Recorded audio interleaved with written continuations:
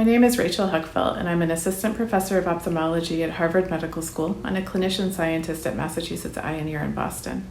As a retina specialist, I provide care to patients with retinal diseases, including common acquired conditions like diabetic retinopathy and age-related macular degeneration, but I also have a special clinical and research focus on inherited retinal disorders. Today, I will be focusing on these inherited retinal disorders, which I'll abbreviate as IRDs. IRDs are hereditary conditions in which a misspelling in a gene needed for vision disrupts the function of the retina. It's worth reviewing a few basics. Our DNA encodes genes, and genes serve as a blueprint for the proteins that make up our bodies. The retina is a thin tissue lining the back of the eye, and the process of vision is initiated when light strikes the light-sensitive retinal cells. Depending on the particular gene involved and how the retina is affected, patients with IRDs can lose their central vision, their peripheral or side vision, or both. These diseases can become apparent from infancy through adulthood, and they are typically progressive and ultimately blinding. With the exception of one rare form, they are currently untreatable.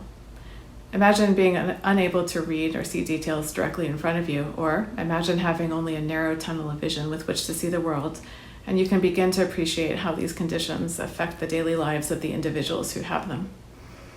IRDs can result from mutations in over 250 different genes, and they are collectively estimated to affect as many as 1 in 3,000 people worldwide. The burden of these diseases is thus considerable. Based upon the severity of vision loss, as well as the age of affected individuals, IRDs have a significant economic impact due to factors including health system costs and altered workforce participation. Equally important, however, are the non-financial consequences of IRDs, which include how these conditions affect well-being and quality of life. There is thus compelling and pressing need for safe and effective treatments. In 2017, the FDA approved the first genetic therapy for an IRD resulting from problems in one specific gene. The drug in this case is a modified virus containing a correctly spelled copy of the gene. The drug is delivered to the retina during a specialized surgery in which the virus is put into close proximity into the cells that need the correctly spelled copy of the gene. This drug has had a major impact on individuals who have received it, and it has provided major proof of concept to our field. Based in large part upon this initial success, a growing number of genetic strategies for treating specific IRDs are being evaluated. These investigational treatments can, like the drug I just described, act by introducing a normal copy of a gene to the retina to replace or augment the misspelled copy. Alternatively, in the case of CRISPR-Cas9 genome editing, these therapies can target and modify the abnormality in an individual's own DNA and gene. Therapies directed at RNA, an intermediate between our genes and proteins, may achieve the same treatment goals and are also being evaluated.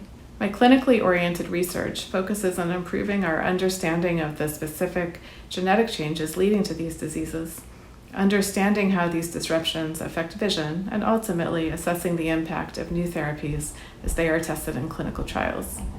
Much of this latter work is conducted as part of multi-center clinical studies and trials. Assessing the impact of new genetic therapies first requires an accurate understanding of the natural history of the specific genetic disease being targeted. That is, how do specific measurable aspects of retinal structure and function change over time as a result of the disease? This type of information can be acquired through prospective observational studies of the population with the gene of interest. In the first-in-human interventional trials testing new drugs, careful and repeated evaluations of visual function and retinal structure are needed both before and after treatment to assess safety and efficacy. Detecting any effects of these treatments requires careful consideration and design of outcome measures that recognize how these therapies intersect and interact with specific diseases and disease stages. Even beyond the successes of individual genetic therapies, the collective lessons learned across these studies will support next steps towards effective therapies for a growing number of patients with IRDs.